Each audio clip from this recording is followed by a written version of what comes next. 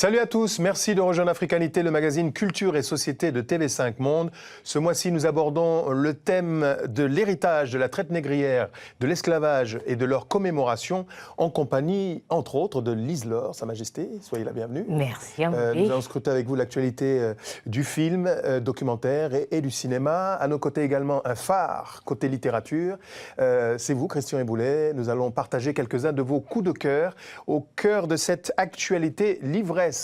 Mais également, dans cette émission, vous l'avez compris, au-delà de la littérature, du cinéma, de la musique, nous accueillerons dans quelques minutes une légende, Jacob Desvarieux, cofondateur de la mythique formation Kassav, mais également la nouvelle sensation, celle qui incarne la nouvelle génération de l'épopée fabuleuse du zouk. Il s'agit de Fanny J, le tout sous le regard bienveillant de notre grand témoin pour évoquer un thème qui scrute les brûlures de l'histoire, Françoise Vergès. Soyez la bienvenue.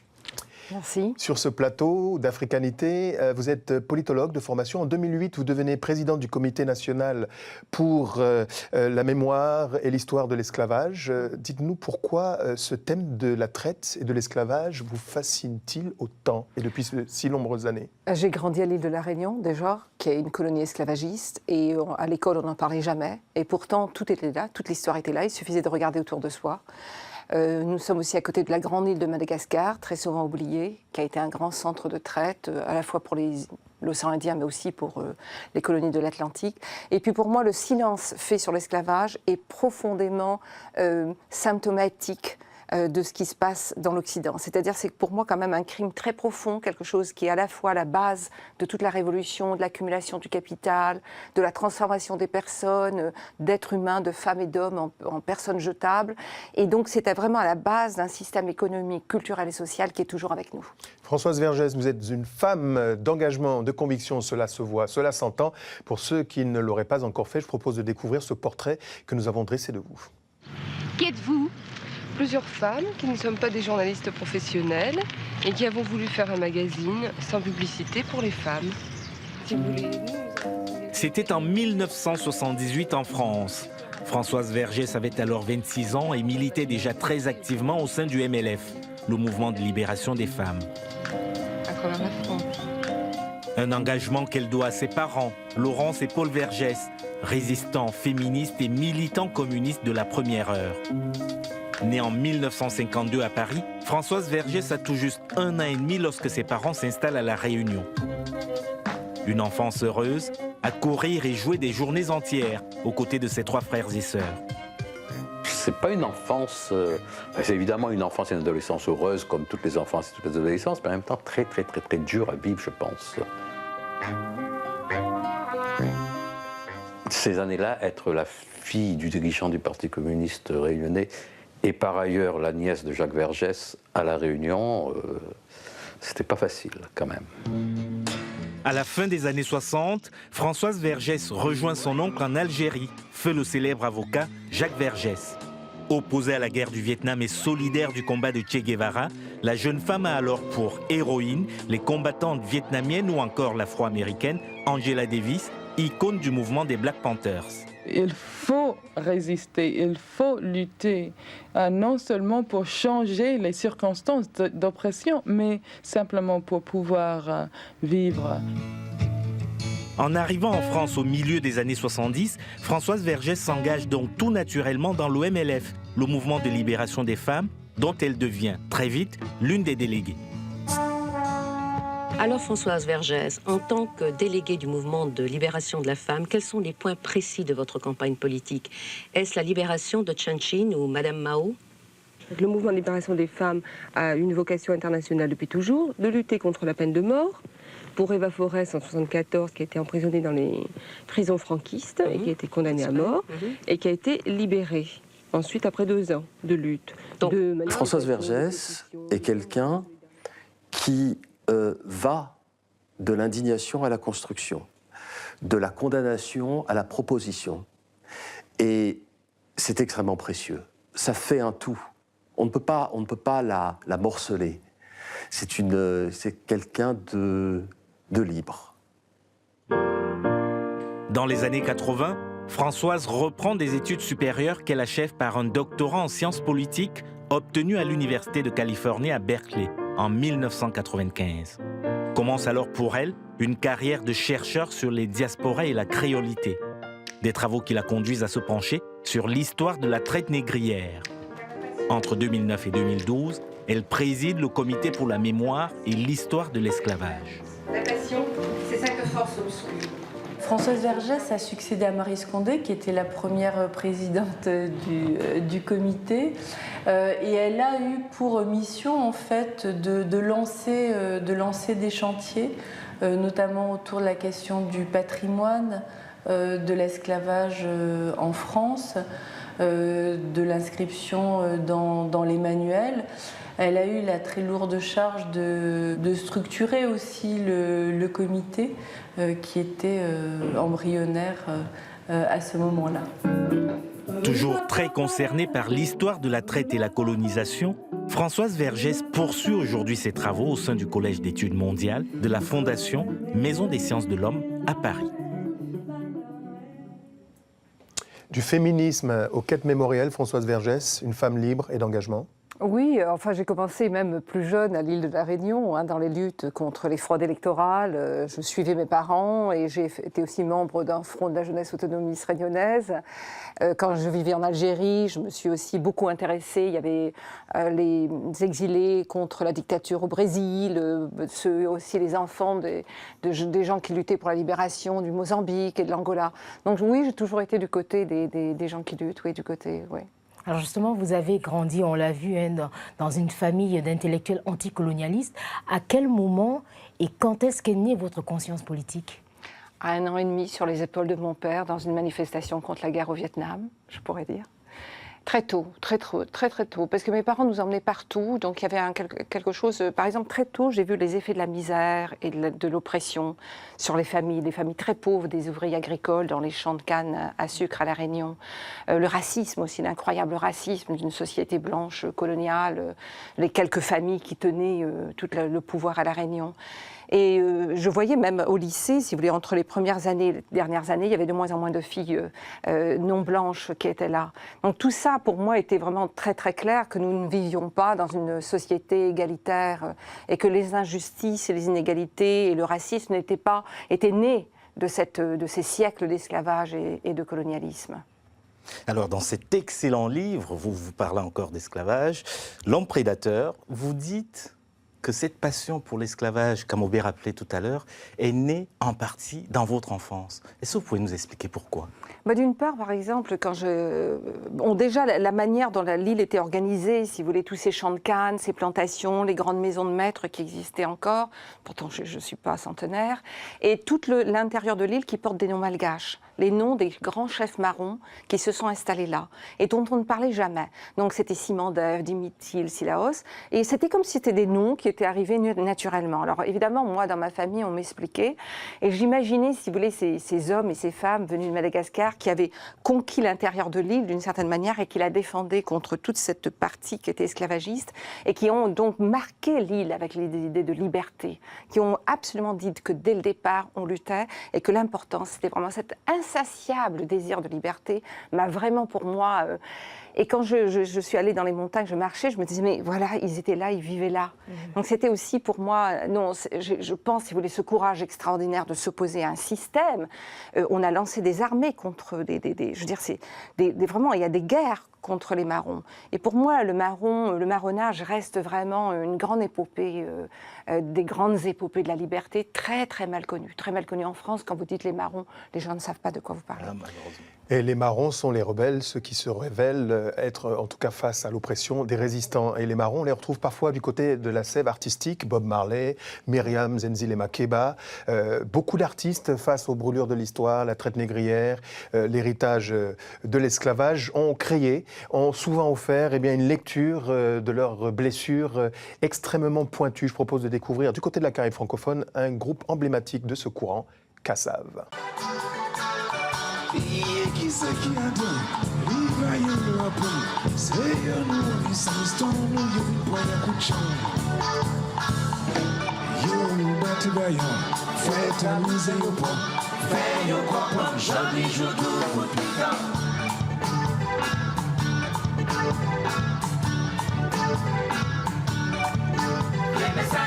Il était en nous.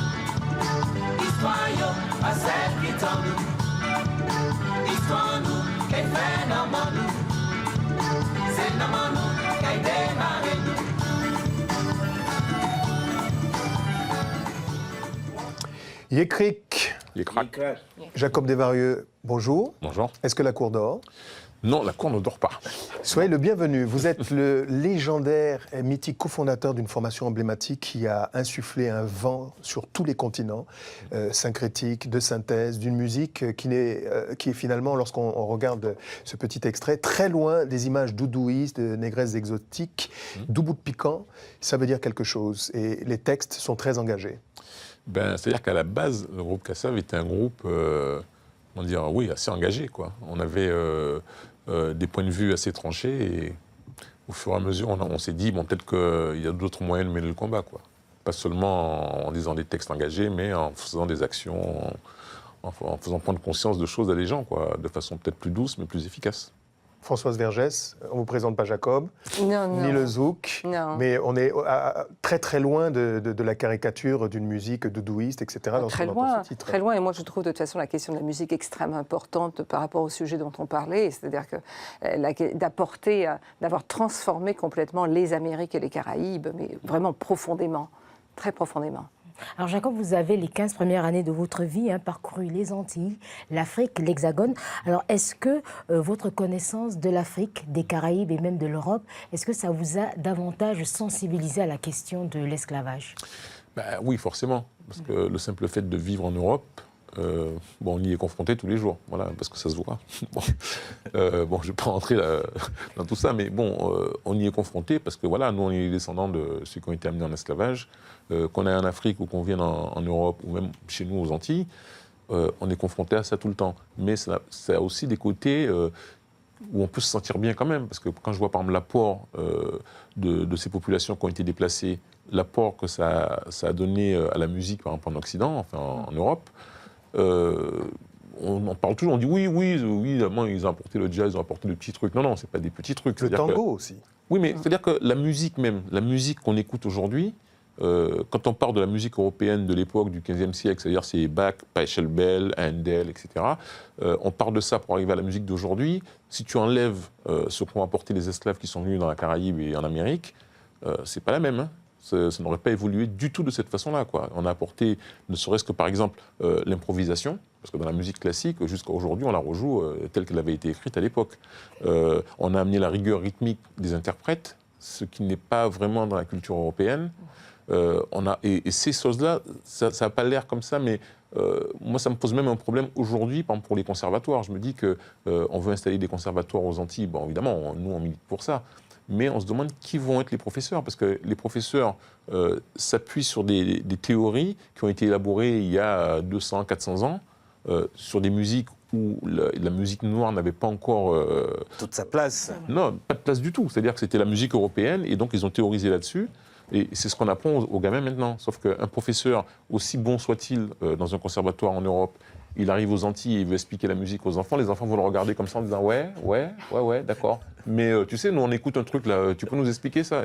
Et le gars sera perdu. Absolument. Donc de toute façon, il faut revoir la formation même des professeurs qui vont enseigner la musique.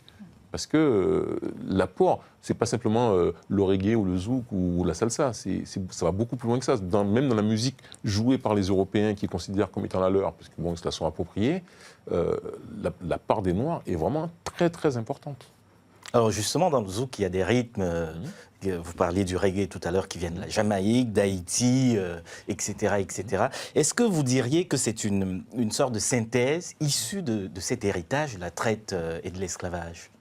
C'est une synthèse alors, dans laquelle il y a, moi je dirais qu'il y a 80% de l'apport des esclaves en question, qui se sont réappropriés, on va dire, la musique classique de l'époque, en fait, la musique populaire des Européens. Et puis, comme ils n'avaient pas trop le choix à l'époque, parce que même pour faire de la musique, il fallait faire pour son patron, n'est-ce pas? Je vais dire ça gentiment. Ils se sont réappropriés cette musique-là et ils y ont apporté des choses qui n'auraient pas été possibles autrement. Mais pour en revenir au zouk, oui. tout ce que vous venez d'évoquer, Jacob, est partie intrinsèque de ce qui compose cette musique. Parce qu'il y a du rock, vous-même vous venez du rock, Jocelyne vient du reggae, il y a le zouk qui est matiné de Makossa, de toutes ces influences. Vous avez véritablement réussi à écrire une synthèse musicale qui, quelque part, rallie toutes les fiches et les souches de créativité. De toute façon, la musique qu'on fait, c'est à l'image des gens qui la font. Nous-mêmes, nous sommes une synthèse des Africains, des différentes régions d'Afrique, et Dieu sait qu'il y en a. Une synthèse de tous ces gens-là, mélangée un peu avec les Européens du coin, enfin qui étaient les colons du coin à l'époque. On est un peu un mélange de tout ça. Donc notre musique, tous les arts qu'on pratique, notre danse, notre cuisine, je sais pas, notre peinture, tout ça, vous trouvez un peu toutes ces influences là-dedans. Et le manioc, c'est-à-dire Kassav. La suite n'est pas mal non plus. Je propose de méditer sur la manière dont on aborde les questions mémorielles au sein du cœur du continent africain et de ses diasporas.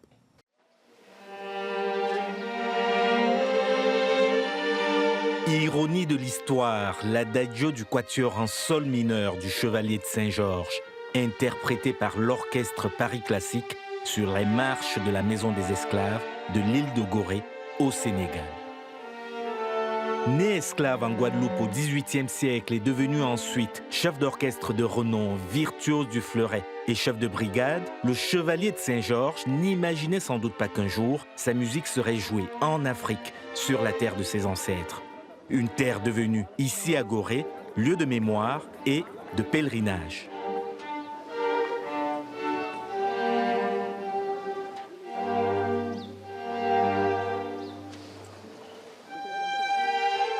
Ces esclaves, c'était pas des humains, c'était des bêtes, c'était des sauvages. Le père, la mère et les enfants n'allaient pas à la même destination. Imaginez ces moments douloureux de la séparation de la famille, du déchirement de toute une famille. Et ça se passait ici à l'époque quotidiennement.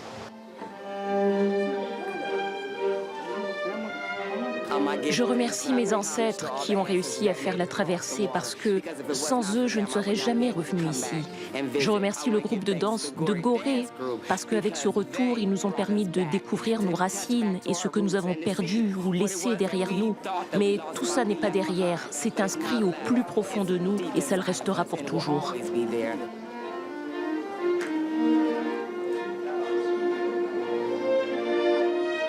Entre le 15e et le 19e siècle, des millions d'hommes, de femmes et d'enfants ont été déportés par les puissances occidentales des côtes d'Afrique vers leurs colonies d'Amérique et de l'océan Indien pour être réduits en esclavage. Des côtes africaines qui, comme ici à Ouidah dans le sud de l'actuelle République du Bénin, portent toujours les stigmates de la traite négrière. Après Luanda en Angola, Ouidah fut sans conteste le port négrier le plus important du continent. Vous savez, Ouidah ici, c'était le lieu de rassemblement. Tous les esclaves en fait qui venaient du Ghana, du Nigeria, passaient tous par Ouidah. C'était ici où on échangeait les esclaves contre les marchandises, c'est-à-dire les pacotis, les coris, les miroirs, en fait, les fusils, les objets manufacturés, comme on le dit. Donc ici, c'est le marché des esclaves, c'est la place des enchères.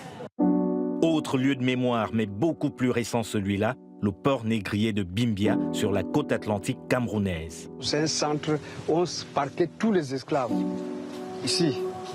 Redécouvert en 1987, ce site perdu entre forêt et océan fait désormais l'objet d'un projet de valorisation par l'UNESCO et les autorités locales.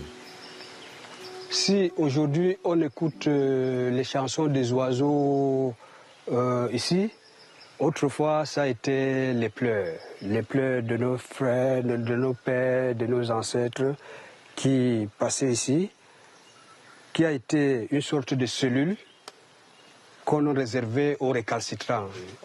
On les menottait sur ces murs. Donc là, c'est une porte que là, le bateau venait avant jusqu'ici, la pirogue, pour les prendre. C'est fini, une porte de non-retour. Un peu partout en Afrique aujourd'hui, malgré les tabous et les non-dits, certaines populations continuent de transmettre la mémoire de la traite négrière. Dans la société africaine, généralement, ce qu'on constate, c'est une transmission de génération à génération, une transmission via la tradition orale.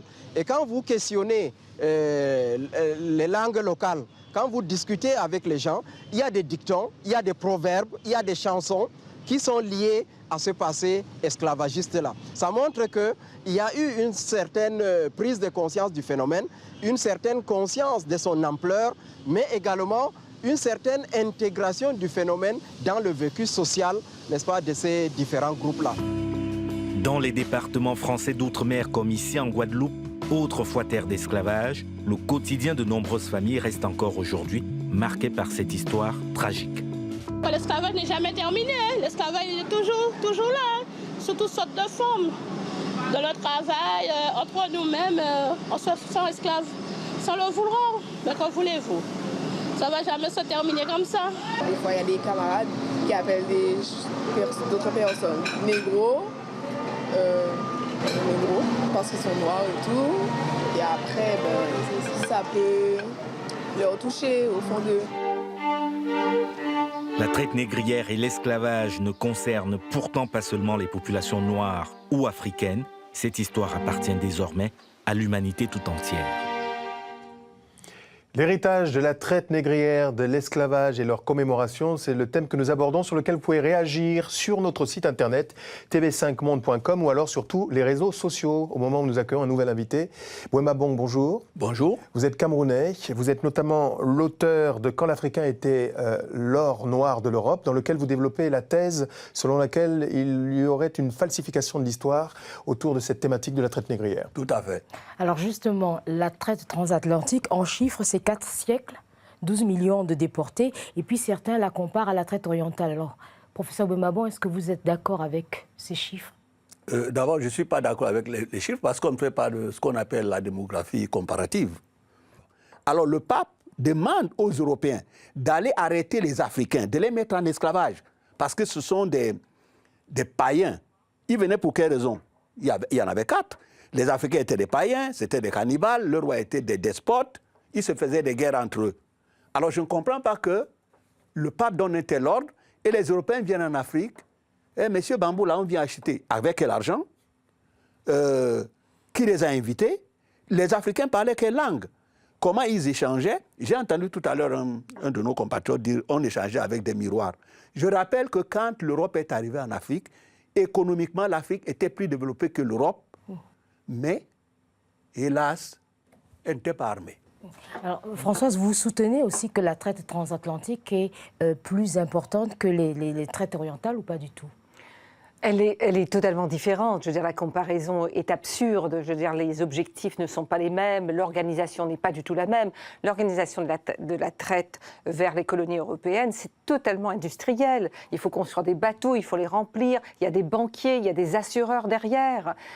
Ensuite, ça correspond à l'enrichissement énorme de l'Europe. Ça permet de développer son capital et de faire sa révolution industrielle. C'est accompagné d'un racisme très très fort dès le XVIIe, XVIIIe siècle. C'est-à-dire où, dans la langue française même, le terme noir, nègre et esclave deviennent des synonymes dans les dictionnaires. Donc, on tous ces glissements. Donc, la comparaison, je veux dire, si on dit qu'il y a eu toujours de l'esclavage, oui, il y a toujours eu de l'esclavage, oui, il y a toujours eu des traites, il y en a encore aujourd'hui. La question, c'est qu'est-ce qui distingue ces siècles entre le XVIe et le XIXe siècle? Qu'est-ce qui les distingue? Et qu'est-ce que ça, je veux dire, ça vide l'Afrique de forces vives. Je veux dire, c'est quand même des millions, surtout de jeunes hommes, puisque c'était ça que voulaient les propriétaires d'esclaves.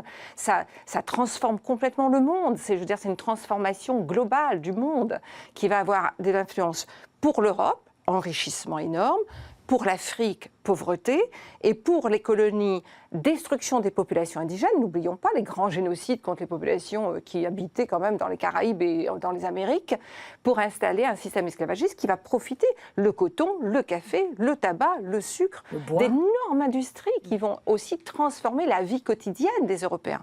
On oublie, parce que, je veux dire, les bénéfices ne sont pas simplement dans l'argent pour les banquiers. Je veux dire, à partir d'un moment, les Européens ont accès au café, au sucre, au tabac. Et ça nous renvoie à Haïti qui a dû payer un lourd tribut pour avoir été affranchi. Et non seulement qui paye un lourd tribut, mais la France obtient le monopole sur sa production de café. Qui devient donc le grenier de l'économie française. Voilà, donc alors, Jacob Desvarieux, vous êtes originaire de la Caraïbe francophone.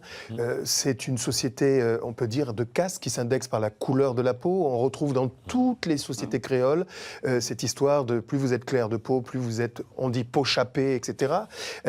L'histoire sempiternelle autour d'une question selon laquelle les Africains auraient vendu leurs frères, vous l'avez certainement entendu aux Antilles, vous relativisez. Qu'est-ce que l'on enseigne aux enfants dans la Caraïbe francophone sur cette question? Aujourd'hui, ça a changé par rapport à quand moi j'étais petit. Mais c'est sûr, on a entendu cette histoire-là, les Africains nous ont vendu. Enfin bon, de toute façon, il n'y a pas de commerce sans acheteurs. Et dès qu'il y a une demande d'acheteurs, ben, il y a des vendeurs. Hein. C'est pareil pour la drogue, pour l'esclave, pour tout ce qu'on vend. Voilà, donc mettre la faute sur celui-là ou sur celui-là, je ne suis pas sûr que ce soit vraiment... Il y a un vaste sujet à débattre là-dessus, quoi. Parce que c'est la grosse polémique. On pense. Mais c'est pas une polémique, c'est complètement. Voilà. Je veux dire, c'est une construction pour faire en sorte que la responsabilité en incombe premièrement aux pays européens. Je veux dire, sans les pays européens, il n'y aurait pas eu la traite et il n'y aurait pas eu ces immenses colonies esclavagistes dans les Amériques et les Caraïbes. Moi, je maintiens que il y a ce qu'on appelle en physique le phénomène dynamique. Cela veut dire quoi? Les gens arrivent chez vous, ils vous mettent en esclavage par les armes. Une fois qu'ils sont là avec leurs armes, ils vous font faire ce qu'ils veulent. Pour vous, la participation des Africains, c'est vrai, c'est faux? Quel est votre point de vue? Je dis que c'est faux. Écoutez, il y a une société à une éthique. Et c'est cette éthique d'ailleurs qui a perdu l'Afrique. Si l'Afrique, je vous dis que quand les Hollandais arrivent à Bénin, ils vous disent qu'ils trouvent des rues de 40 mètres de large. Ils disent que Bénin City était plus beau que Amsterdam. Bien, tout le monde sait que l'Afrique était pratiquement le centre du commerce dans le monde. Si les Africains avaient été esclavagistes, ils seraient sortis de leur bassin pour aller pratiquer l'esclavage à l'extérieur. Il faudra que les jeunes étudiants s'investissent dessus pour sortir la vérité. Bouemba Bong, ce que je vous propose, c'est de faire méditer les chercheurs et les étudiants pour suivre votre conseil pour investiguer cette thématique que vous avez abordée à travers des chansons, Jacob Desvarieux. Est-ce que vous diriez que c'est un stigmate de l'esclavage ou de l'esprit colonial de considérer que votre groupe, Kassav, est le plus grand groupe français à l'export et qu'il n'est jamais mentionné comme tel? Je suis un peu mal placé pour parler de ça, n'est-ce pas? Faut demander aux médias qui n'en parlent pas pourquoi ils ne le font pas, quoi. Voilà. Moi, je peux que constater. Je vois que jusqu'à nouvel ordre, on peut considérer qu'on est un groupe français dans la mesure où on a tous des passeports français. Ou alors peut-être parce qu'on ne chante pas en français. Mais même ça, on considère que le créole, enfin, je rentre depuis Mitterrand, je crois, on considère que le créole fait partie des langues régionales, donc ça fait partie du français. Alors pourquoi on n'est pas français? Je ne veux pas dire parce qu'on est noir, parce qu'il y a un tas de noirs qui passent à la télé en faisant des musiques dites occidentales, en fait, qui font soit... ils chantent en français, du rap, du raga, enfin tout ce qu'on veut comme musique, ils chantent en français et ils passent. Donc c'est pas le fait d'être noir. Moi, j'ai pas d'explication, je constate. C'est pareil en littérature. Quand on pense à Marie Scondé, quand on pense à Aimé Césaire, quand on pense à Simone Charles-Barth, c'est pareil en littérature, c'est pareil dans le théâtre, c'est pareil dans le cinéma. Je veux dire, je parle de la France, là, je parle pas dans le monde. C'est pareil, je veux dire, il y a... ou alors de dire c'est ultramarin, qui est une espèce de manière de, vous voyez, bon, enfin, je ne vais même pas me lancer là-dessus, c'est un terme qui ne veut rien dire. Je veux dire, il y a une incroyable diversité des terres dites d'outre-mer. Donc il y a une espèce de chaque fois de minorer ce qui est produit et qui est connu internationalement. Comme on le sait, Marie Scondé est enseignée partout. Dans toutes les universités, dans toutes les universités aux États-Unis. Aimé Césaire aussi, Frantz Fanon, par exemple. Frantz Fanon est une figure incroyablement importante pour l'Asie aussi. Pas simplement parce que tout le temps on oublie, mais en Inde, moi je vais là-bas à des colloques. Et en France, on l'a oublié. D'une certaine manière, et ce sera le mot de la fin concernant ce passage de témoin à travers les œuvres de l'esprit, les artistes, on considère notamment qu'avec votre musique, avec d'autres auteurs, vous avez peut-être réussi ce que le panafricanisme, ou en tout cas ce que les politiques ont échoué en termes de quête de panafricanisme, c'est de réunir des afrodescendants de tous les continents, puisqu'il y a notamment maintenant, aujourd'hui, en Angola, eh bien, un musée dévolu aux Zouk, ce qui est quand même une marque assez exceptionnelle dans le sens de cet œcuménisme autour de votre musique. Oui, absolument. C'est-à-dire que, bon, Moi, je trouve ça un petit peu normal dans le sens où nous, de toute façon, on vient d'Afrique. Bon, alors qu'on y retourne après avoir passé un long séjour, on va dire, pas en vacances, mais enfin bon, à l'autre bout du monde, on revient, on est toujours africain. Donc que les Africains se reconnaissent dans les choses qu'on fait, c'est bon, c'est pas facile, mais je veux dire, c'est un peu normal. Alors, en Angola, par exemple, bon, bah, eux, ils assument. Au Mozambique, par exemple, où on vient de jouer dans un festival qui dure depuis quand même plusieurs années, un festival de zouk. C'est le seul qui est à ma connaissance, il n'y en a pas aux Antilles, enfin, mais il y en a un au Mozambique. Et il y a des gens qui viennent des îles du Cap-Vert, d'Angola, du Mozambique, qui viennent faire de la musique, en fait, la façon dont ils se sont réappropriés le zouk. Et puis il y a des gens qui viennent d'Afrique du Sud voir ce festival, par exemple, ou de tous les pays autour. Bon, moi je trouve ça bien. Voilà. Jacob Desvarieux était notre invité, membre cofondateur du groupe Kassav, en tournée perpétuelle dans le monde. Prochain rendez-vous du côté de l'Amérique. Allez-y faire un tour sur le site internet officiel de ce groupe mythique. Un autre écrin, celui de Pipo, membre cofondateur du groupe également. Jean-Philippe Martelly, nouvel album. Merci, bonne chance pour la suite. Kiamberet Pamouli, c'est Mouli Kired. Merci à vous, Bouemba Bon.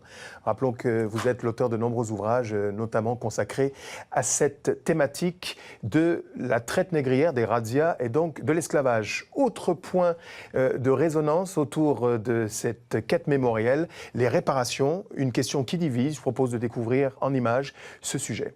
Le Memorial Act, premier centre caribéen d'expression, de mémoire de la traite et de l'esclavage, inauguré à Pointe-à-Pitre en Guadeloupe par le président François Hollande, en présence de chefs d'État africains et caribéens. Une première pour cette empreinte architecturale monumentale qui se veut à la fois espace d'exposition, lieu de mémoire, de recherche et d'enseignement. Cependant, beaucoup y voient également une forme de réparation symbolique de l'esclavage. C'est sous la monarchie Charles X, 1825, qui réclama même à la jeune République d'Haïti une indemnisation d'État de 150 millions de francs or, afin d'indemniser les anciens colons qui le réclameraient. Certains ont appelé cette exigence la rançon de l'indépendance. Eh bien, quand je viendrai en Haïti, j'acquitterai à mon tour la dette que nous avons. Dans ses réflexions sur l'esclavage des nègres, le philosophe français Condorcet affirmait pourtant, dès 1781, que les maîtres ne pouvaient exiger aucun dédommagement. S'étant rendus coupables de crimes, ces derniers devaient bien au contraire payer aux esclaves une réparation sous forme de pension. Et Condorcet précisait, cette nécessité de réparer le crime qu'on a commis est une conséquence du droit naturel et n'a besoin d'être ordonnée d'avance par aucune loi. Aujourd'hui, le combat pour les réparations est porté par des associations comme le Mouvement international pour les réparations ou encore le CRAN, le Conseil représentatif des associations noires de France.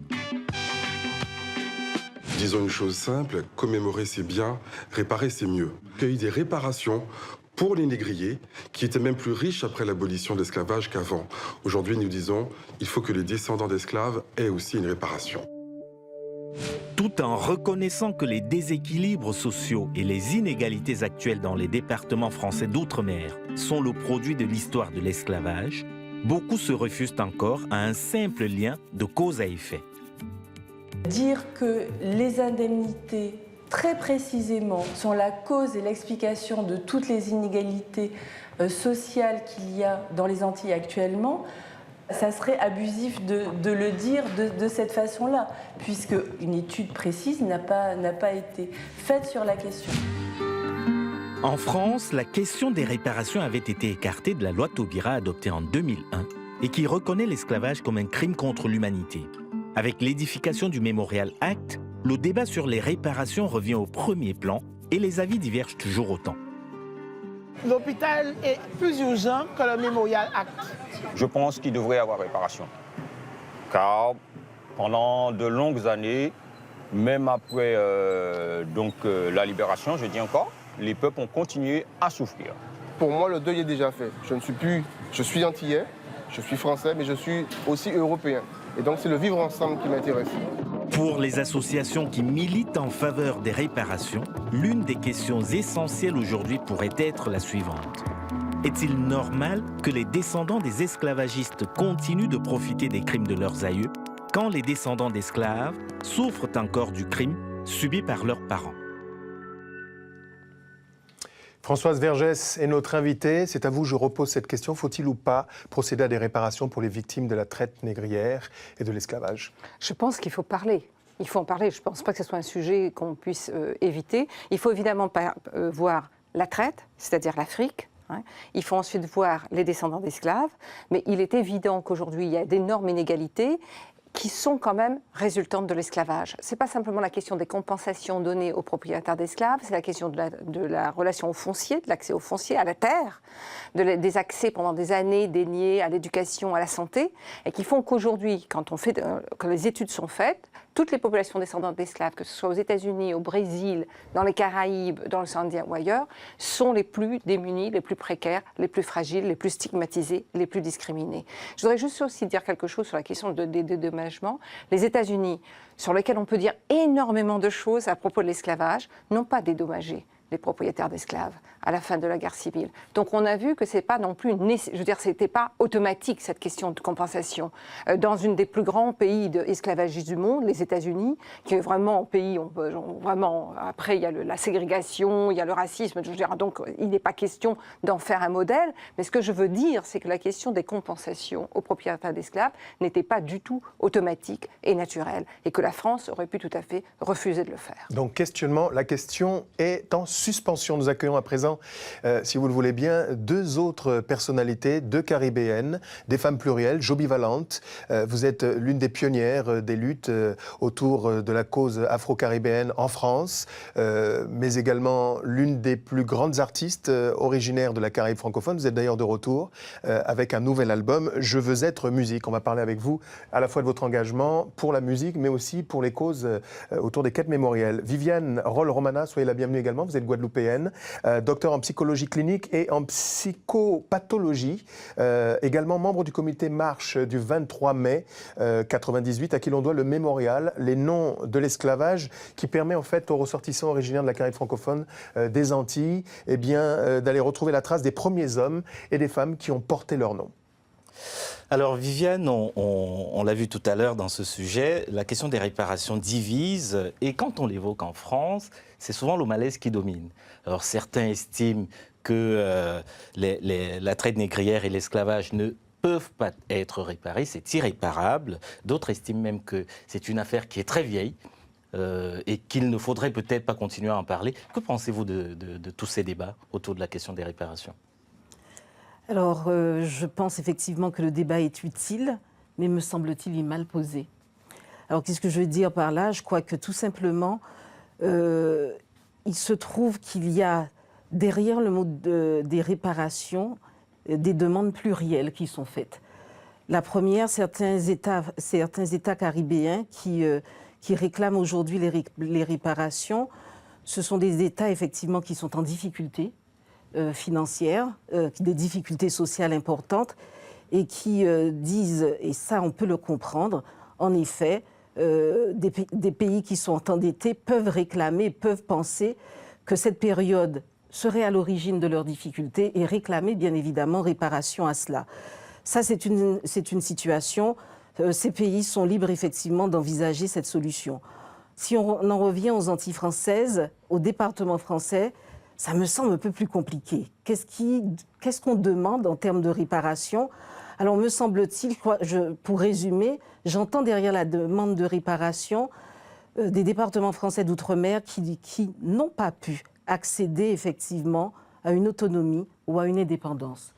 Et que derrière, en fait, peut-être un échec de ces mouvements politiques, ou un échec ou, pour l'instant, une solution qui n'est pas encore totalement assumée par la population, on se saisit de la question des réparations pour effectivement poser le problème effectivement du colonialisme ou du post-colonialisme. Et donc c'est en cela que je trouve que la question des réparations devient confuse. C'est-à-dire que c'est très différent de revendiquer aujourd'hui un projet politique et d'une demande de réparation de l'esclavage ou des stigmates de l'esclavage. Et je crois que c'est ça que j'ai envie de dire. D'abord, clarifions le problème et peut-être que ça évitera de nous diviser. Alors, plusieurs tonalités, on voit bien, il n'y a pas unanimité autour de cette question des réparations. Joby Valente. Oui, mais c'est normal qu'il n'y ait pas unanimité. Ma position est qu'effectivement, les réparations s'imposent. Les réparations s'imposent. Et il faut qu'on se mette ensemble, il faut qu'on trouve comment poser la question et comment la présenter, mais c'est une chose indispensable. Il y a crime, on a reconnu qu'il y a crime. S'il y a crime, il y a criminel. S'il y a criminel, il faut réparation. D'ailleurs, d'autres pays ont commencé.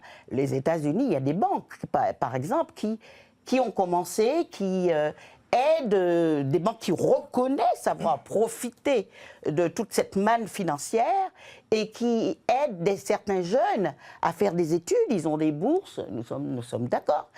Donc, il faut voir ça aussi, c'est-à-dire il faut les réparations morales. Parce qu'il y a un travail. Si, d'ailleurs, il y a tant de difficultés, c'est parce qu'il y a eu un travail de sape qui a été fait dans la programmation. Il ne faut pas oublier qu'on a été déshumanisé. Donc, il y a tout ce travail de reconstruction à faire. Il faut des réparations parce que sur le plan juridique, nous sommes encore...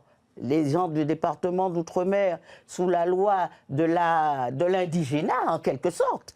C'est-à-dire qu'on ne peut pas attaquer des gens pour racisme, ou peut-être pour racisme, mais pas pour apologie de crimes contre l'humanité. Parce que la fameuse loi, elle est normative, mais elle est déclarative. Et troisièmement, il faut des réparations financières, parce que vous avez des gens qui continuent d'écraser la population avec leur fortune acquise sur le dos de nos ancêtres qui ont travaillé, comme j'ai entendu dire, qui se sont déplacés pour travailler. Joby, on l'a compris, vous êtes pour les réparations. Viviane, vous dites que le problème est mal posé. Comment faudrait-il le poser? Alors je pense que quel est l'objectif visé quand on demande des réparations? Alors je crois que tous les militants de la cause pour les réparations, j'ai envie de dire d'abord quand même je salue leur combat, puisque c'est un combat de justice et qu'il y a effectivement une justice à réparer. Mais aujourd'hui, cette justice, est-ce qu'elle est demandée par ceux qui seraient concernés par les réparations?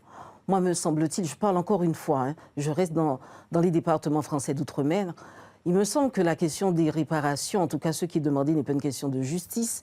Il me semble que ce qui est à l'ordre du jour dans le travail que nous avons mené au sein du CM 98 déjà depuis plus de 20 ans, j'entends plusieurs choses. J'entends demande de reconnaissance, demande de visibilité, demande d'acceptation, un non-rejet, mais tout ça au sein de la République française. Alors, je suis moi-même psychologue. Bien sûr que j'ai été intéressée par les questions du traumatisme et de ses conséquences, de ses conséquences sur les descendants. Vous savez, notre situation, elle est particulière.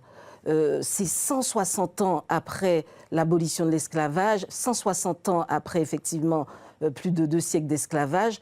Comment mesurer, effectivement, les stigmates de l'esclavage sur nos populations?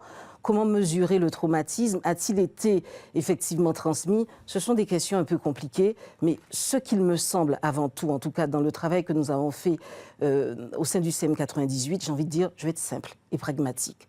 La plupart des personnes que nous avons rencontrées ne se vivaient pas traumatisées, ne le savaient pas, ne faisaient pas de cauchemars récurrents. Et surtout, je pense que la plus grande difficulté que nous avions, c'est à leur faire accepter cette histoire et faire en sorte que cette histoire ne soit pas honteuse, douloureuse, et qu'ils l'acceptent et qu'ils puissent effectivement se battre pour que cette histoire-là et cette mémoire aient la place en France. Je voudrais, si je peux me permettre, il y a aussi, alors là on parle du côté donc des victimes, mais il y a une chose très simple déjà. La réparation, c'est que la France reconnaisse, le pays, reconnaisse qu'elle a pendant 4 siècles fait une traite négrière et elle a institué le système esclavagiste avec un code de loi qui s'appelait le Code noir. Ça, la première réparation, c'est qu'elle reconnaisse cette histoire, que nous n'ayons plus, quand je dis nous, plusieurs d'entre nous, à convaincre chaque fois que c'est un moment absolument fondamental dans l'histoire de l'Europe, de l'Afrique et de l'humanité, Et que nous, ça, c'est la première réparation, qu'on n'ait pas, chaque fois, à expliquer pourquoi c'est important. Et c'est pas simplement parce qu'il y aurait des personnes traumatisées quelque part, c'est parce que sans cette histoire, on ne peut pas comprendre le monde actuel. On ne peut pas comprendre comment il s'est fait. On ne peut pas comprendre la manière d'organiser le travail. On ne peut pas comprendre la manière de voir les personnes d'origine africaine. On ne peut pas comprendre ces formes de racisme qui perdurent. Donc c'est une des premières réparations, c'est oui, cette histoire a été fondamentale pour comprendre l'histoire du monde moderne, et pas antique, c'est pas dans le monde, c'est le monde moderne. Il se construit là, pendant ces 4 siècles, le monde moderne. Ensuite, il y a les sociétés issues de l'esclavage dans le monde colonial français. Alors, on a aussi la situation d'Haïti, qui a été la plus grande colonie française, dont le président rappelait, et avec cette dette énorme qui a mis Haïti à genoux. Et il y a les populations aujourd'hui, Réunion, Martinique, Guadeloupe, Guyane. Que faire? Comment y répondre? Et ça, je pense qu'on ne peut pas simplement dire c'est une réparation, c'est du passé. Il y a aujourd'hui des questions, et alors, il y a effectivement les questions personnelles, d'identité, de se demander qui nous sommes dans ce monde, mais il y a aussi, je veux dire, de regarder les situations dans ces sociétés. Et ça ne veut pas dire qu'on va faire un lien direct entre la situation du jeune homme ou de la jeune fille aujourd'hui en Guadeloupe, en Guyane, avec son ancêtre. Mais ce qu'on va voir aujourd'hui, ce sont des situations où, pourquoi ce sont dans les sociétés d'outre-mer, elles se sont plus pauvres que n'importe quel département le plus pauvre de l'Hexagone. Exactement.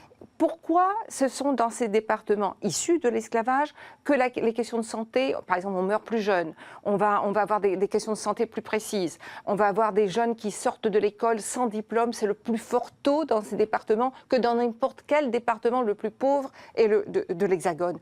On peut quand même se poser la question, dans cette République, pourquoi il y a ainsi des territoires, et qu'est-ce qui explique ces territoires, même par rapport au plus pauvre des plus pauvres. On parle de la pauvreté qui augmente dans l'Hexagone, on parle des inégalités qui augmentent, mais si on regarde, ça c'est les oubliés des oubliés. Et là, on voit santé, éducation, emploi, avenir, parce que pour certains d'entre nous qui peuvent être là, combien de jeunes sont condamnés à rester dans des pays où il n'y a pas d'avenir, où on leur dit l'avenir est ailleurs? Eh bien ça mérite réparation. Françoise Vergès, merci pour ces précisions. Merci. Il y a, on le voit bien, Françoise. encore de très nombreux chantiers pour atteindre une cohésion en termes de quête imaginaire et de construction d'un vivre ensemble. Merci Viviane Roll-Romana d'avoir été des nôtres. Aujourd'hui, rappelons que vous êtes psychologue et membre du comité CM 98 qui œuvre depuis de très nombreuses années dans cette quête d'une construction mémorielle commune. Un peu de musique puisque vous êtes avec nous. Respectez femmes, ça c'est important, il faut respecter les femmes. C'est l'un des pactes qui constitue l'un des socles de la société dans laquelle nous vivons, le grand retour de Joby Valente. Respectez les femmes, dans bon Dieu pour nous la vie. Respectez-en, ces entrailles à l'humanité. Respectez les femmes, dans bon Dieu pour nous la vie. Elle manche en cette femme, respectez l'humanité ou de respecter. Madame, c'est un sentier, on dit dans une idée scientifique, on dit dans une pénis message, capoté grand wassage, pimage, passage obligé les messies, même mon Dieu prend si mental, leur manquer en seule femme, respecter l'humanité ou les respecter. Joby, on vient de voir un extrait donc de cet album baptisé « Je veux être musique ». Ça, c'est un vœu pieux que vous manifestiez depuis, allez, on va dire, un petit peu plus de 2 décennies. Vos premiers amours, la culture, comédienne, chanteuse, vous avez même croisé Joséphine Baker à l'Olympia. Militante activiste sur le terrain, vous êtes croisée des centaines de fois avec les plus grandes et les pionnières. Et c'est un grand retour pour vous sur scène. Oui, oui. C'est vrai que pendant un moment, j'avais presque cessé en m'étant consacré un peu plus au militantisme. Et puis je me suis dit, non, mais Dieu m'a gardé la voix, il m'a gardé la possibilité de continuer à faire passer des messages, parce qu'à travers la chanson, on peut continuer. Donc je me suis dit, il faut que je revienne, et je rends grâce à Dieu, parce que c'est vrai que la voix est restée intacte. Alors lorsque l'on est une femme engagée comme vous l'êtes, une combattante fougueuse pour la liberté, pour d'autres causes que vous jugez nobles, comment concilier création artistique et engagement. Est-ce que ça se dissocie ou on se retrouve dans le même ancrage? Non, non, non, ça ne se dissocie pas. D'ailleurs, j'ai commencé à chanter parce que j'étais enseignante avant. Et j'ai décidé de chanter parce que je voulais faire passer des messages. Pour moi, c'était beaucoup plus important et plus facile d'avoir un micro à la main, d'être sur une scène et que les gens ne puissent pas vous dire « tais-toi ». Donc j'ai bien profité pour passer pas mal de messages par le passé. Non, je crois que je m'étais peut-être un petit peu trompée en arrêtant un peu. Il faut dire aussi que lorsque l'on est militant et que l'on est artiste, je suis bien barrée. Oui, on pourrait rappeler pour les jeunes de moins de 60 ans que la rue, le Bal-Nègre de la rue Blomet, dans le 14e arrondissement, il y a quelques décennies, faisait danser le tout Paris et que vous avez bien connu. Merci beaucoup, Joby Valente, d'être passé pour nous livrer la quintessence de votre créativité. Joby Valente, le grand retour. On pense en culture et en musique, c'est tout de suite maintenant le Zap Africanité.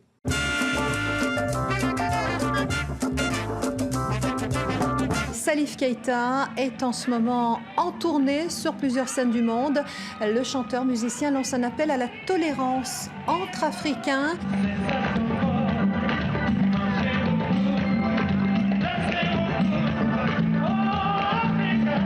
C'est ce public-là que je vais essayer de rencontrer, de saluer, de m'entendre avec lui et puis de les convaincre, voilà. Parce que j'ai jamais fait de concert ici, donc forcément, je dois faire mes preuves en fait. Toute la musique que j'ai écoutée, qui a beaucoup été du blues, qui a beaucoup été du jazz, qui a beaucoup été de la musique noire, en fait, vient beaucoup du Mali. Le Mali est un temple du blues. Le jazz, une musique qui prend ses racines ici, sur le continent africain, et qui se nourrit de ses rythmes ancestraux. Le jazz, c'est la tradition de l'oralité. Et en Afrique, on est dans l'oralité. Donc, voilà, il suffit juste d'ouvrir les oreilles. Elle avait peur de ce qu'elle allait trouver à Tombouctou. Amour Aram est le dernier titre paru de la collection Diarabi, Amour en Bambara. Les histoires sont écrites par des femmes maliennes, se déroulent au Mali, dans un univers culturel et social auquel les lectrices peuvent totalement s'identifier. La chanteuse malienne Rokia Traoré.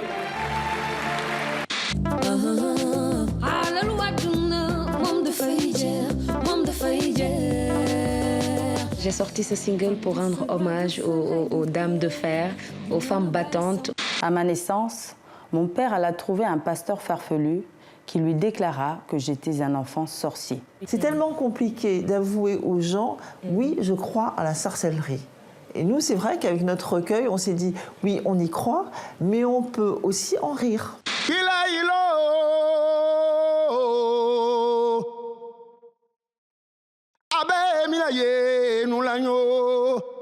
L'écrivain algérien a reçu aujourd'hui le prix Goncourt du premier roman.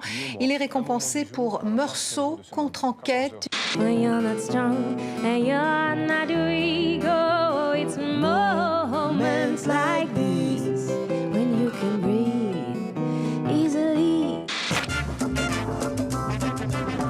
De la pétillance, des images en couleur, les créateurs de l'œuvre de l'esprit, les artistes, c'était le Zap Africanité, tendance donc culturelle que vous pouvez retrouver sur notre site tv5monde.com ainsi que sur tous nos réseaux sociaux. Alors nous accueillons, comment vous présenter l'une des dernières sensations éprouvées dans le giron des musiques afro-caraïbes, c'est vous, Fanny J, en vrai et en or, quasiment, parce que vous vendez beaucoup d'albums depuis que vous avez commencé ce métier. Vous avez des origines à la fois guyanaises et haïtiennes, et non ? Guyanaise, tout court. Guyanaise, pas haïtienne. Ah bah tiens, je voulais tester votre vigilance. D'accord. Voilà, c'est votre côté un peu extrêmement, le spectre extrêmement large de votre musique qui gravit des échelons sans cesse supplémentaires au fil de votre carrière. Vous avez un Pygmalion, est-ce qu'on peut le présenter comme tel? Guyanais comme vous-même, c'est Warren? Exactement. Warren qui m'a réalisé mes 3 albums avec qui je collabore depuis le début. Donc, oui.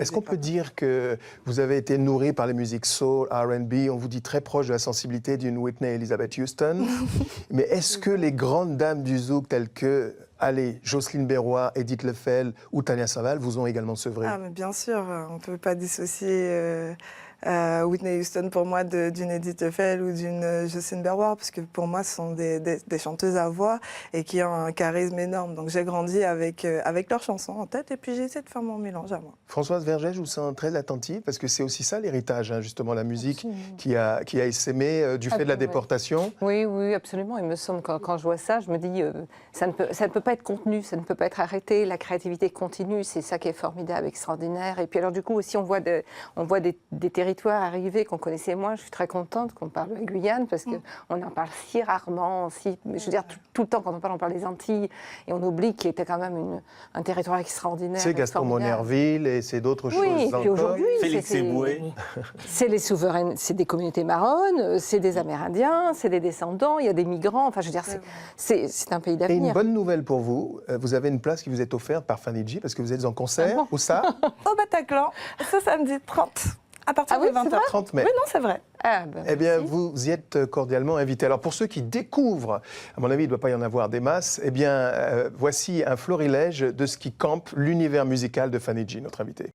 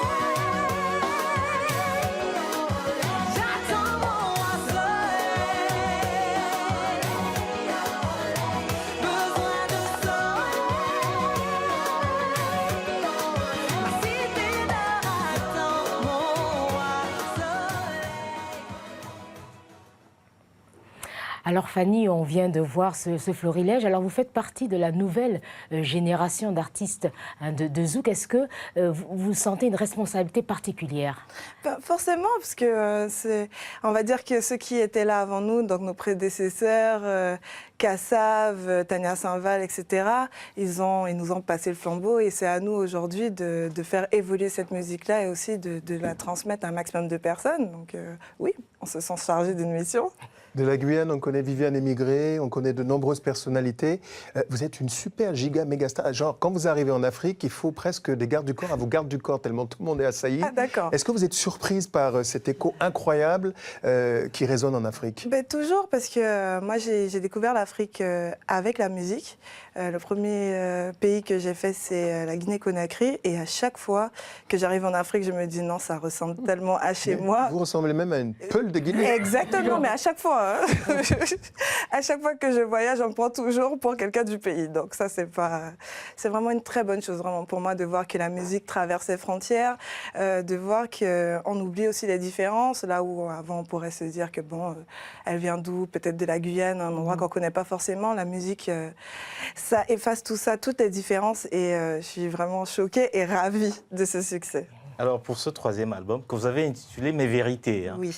Vous dites que c'est un album autobiographique. Vous aviez comme ça un besoin de vous raconter à travers la musique? J'avais besoin de ça parce que je me suis rendu compte que sur mes deux précédents albums, on avait du mal à identifier la personne que j'étais. Donc la musique est vraiment une passion pour moi, mais c'est dans mon sang aussi. Donc j'avais besoin de raconter à mon public ce qui me fait rêver, ce qui me fait douter. Et je pense qu'à travers ça, d'autres personnes se sentiront aussi concernées. Donc voilà. Alors je vous invite à tourner une page cinéma avec notre spécialiste maison.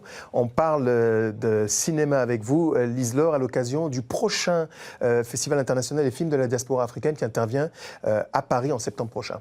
Alors justement, on va parler d'un film et ce film s'intitule Sister in Cinema. Alors c'est un film qui a été réalisé par la cinéaste afro-américaine Yvonne Welbon en 2003. Alors justement, vous allez me dire pourquoi nous sommes en 2003 hein, je me demandais, vous suivez ou pas alors. Donc voilà, alors ce film, pourquoi il est diffusé?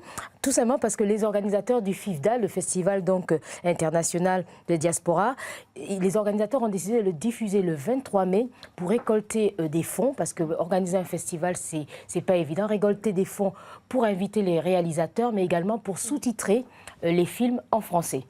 Donc, pour revenir au documentaire, en fait, il nous explique pourquoi est-ce qu'aujourd'hui, à Hollywood ou dans le cinéma américain en général, il y a peu de femmes noires.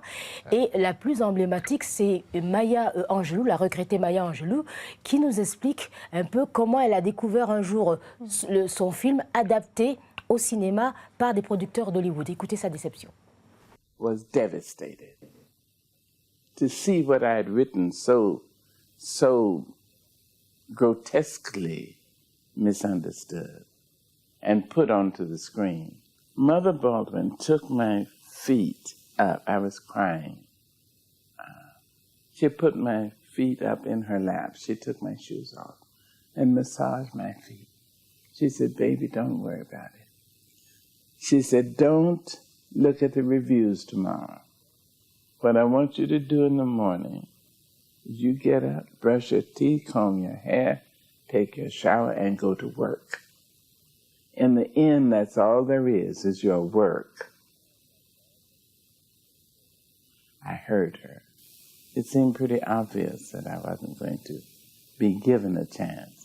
But if there was a place to take the chance, I wanted to be ready. I went to Stockholm that night and took a course in cinematography. Maya Angelou completed the directing workshop for women at the American Film Institute. She expanded her autobiography to 5 bestsellers.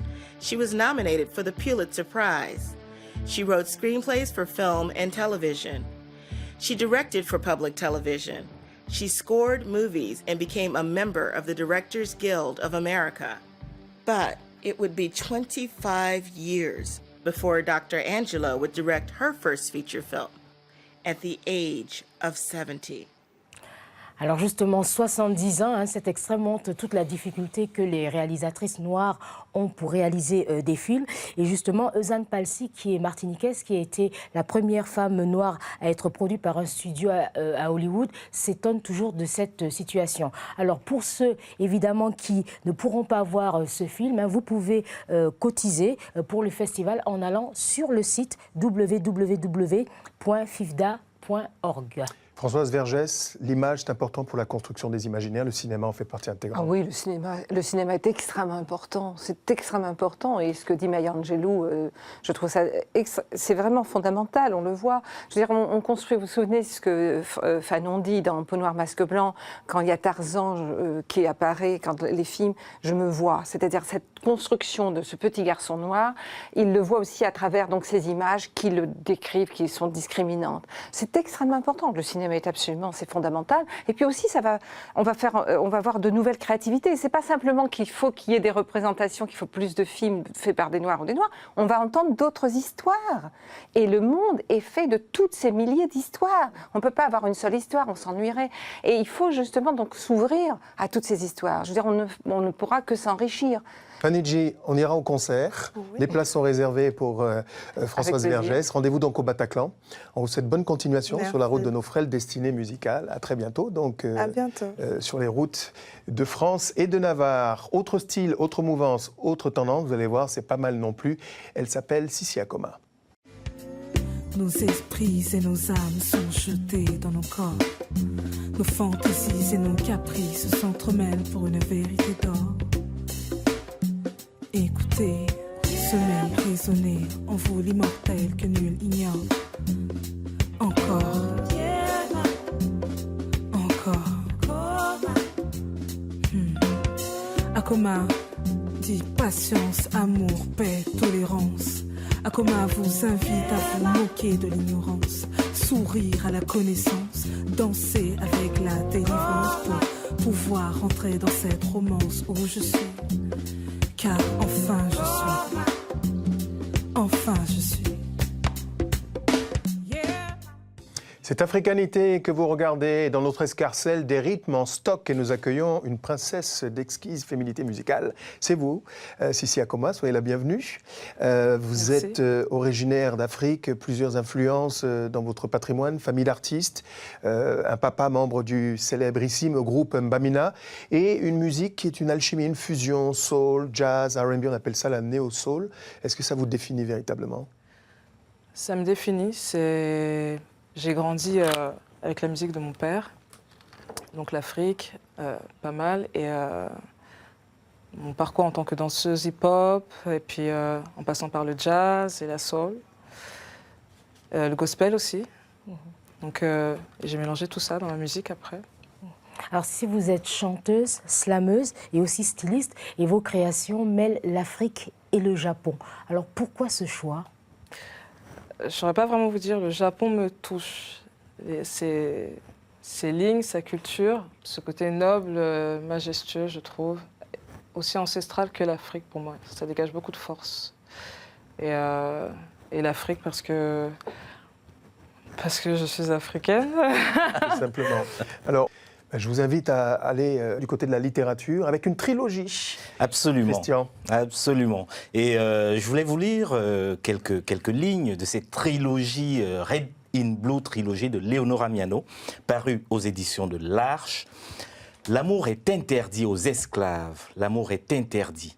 J'ai aimé et suis devenue grosse. J'ai mangé la terre, invoqué les esprits, préparé des potions. J'ai marché, sauté, porté de lourds paniers, mangé la terre, refusé toute nourriture saine. C'est une trilogie absolument magnifique, du théâtre, mais qui se lit comme un roman. Et en fait, Leonora Miano, et c'est pour ça qu'on parle de trilogie, a réuni en un seul livre 3 pièces qui forment un peu le triangle, qui rappelle symboliquement le triangle, le commerce triangulaire. Et ces 3 pièces sont intitulées Révélation, Sacrifice et Tombeau. Pour une raison toute simple, c'est que, voilà, Leonora Miano, dans ce livre, revisite par exemple l'histoire des marrons, dont Françoise nous parlait tout à l'heure, en se basant sur ce qui s'est passé en Jamaïque avec les marrons, résistants formidables, une histoire incroyable et souvent méconnue. Et du théâtre qui habituellement ne se lit pas très bien, eh bien ici dans ce livre, ça se lit comme un roman, on a l'impression de voir. Et bonne nouvelle, du côté de chez Présence Africaine, qui vient d'obtenir d'ailleurs pour ce livre le prix Kourouma. Eh bien, c'est Mohamed Bougar Sarr qui a publié Terre Sainte chez Présence Africaine et qui a obtenu le prix Amadou Kourouma 2015. Une bonne nouvelle pour cette maison que nous aimons beaucoup ici et surtout pour Christiane Yandé Diop, la veuve d'Alioune Diop, et sa fille Suzanne Diop, parce que ça remet un petit peu sur le devant de la scène cette vieille et grande maison qu'est Présence Africaine. Donc, Mohamed Bougar Sarr, Terre Sainte, c'est un jeune écrivain sénégalais extrêmement doué. Rappelons aussi peut-être, toujours dans toutes les bonnes librairies, ce livre de Françoise Vergès, L'homme prédateur, moi c'est le meilleur de Françoise, paru aux éditions Albin Michel. Eh ben, voilà qui est dit. Un petit mot sur une exposition qui nous renvoie du côté de la Teranga, le Sénégal. Voilà, une exposition qui nous renvoie à Gorée, ou qui va se tenir en fait du 29 mai au 11 juin prochain. Et c'est un hommage qui est rendu à Souleymane Keita, qui était un artiste plasticien qui est mort l'année dernière. Et Gorée, comme il est de Gorée, la ville souhaite lui rendre hommage pendant 2 semaines. Françoise Vergès, merci beaucoup. J'en perds mon créole de la Réunion. Saluer l'ancienne île Bourbon. Vous savez que... Oh non, n'appelez pas ça. Vous voyez, vous savez pourquoi j'ai choisi cette locution? Parce que les mots sont chargés et on dit hexagone, voilà les vestiges et les stigmates. On parle aujourd'hui de comment on appelle ça? Il y a d'un côté donc les colonies, les dom-toms, etc. Donc dans les mots se trouve une charge violente que vous décrivez dans un prochain ouvrage d'ailleurs, que vous allez annoncer pour la rentrée prochaine. Pour la rentrée prochaine, oui, c'est à propos justement de cette question d'oublier des oubliés dans la République, c'est-à-dire les Outre-mer, pourquoi ils sont oubliés et pourquoi il faut décoloniser la République, pas seulement les imaginaires, mais les institutions aussi. Il faut plus de justice dans ce pays, il faut qu'il y ait moins de jeunes qui meurent aujourd'hui aussi à cause de la violence policière, il faut qu'il y ait de la justice. Merci Françoise Vergès d'avoir été notre grand témoin témoin. Merci à vous, Sissi Akoma. On va vous retrouver d'ailleurs sur scène pour un florilège de ce qui pétrit votre patrimoine, à découvrir également très prochainement autour d'un nouvel album. Merci pour votre fidélité à cette émission. Africanité se termine en musique. Rendez-vous au mois prochain pour une nouvelle saga.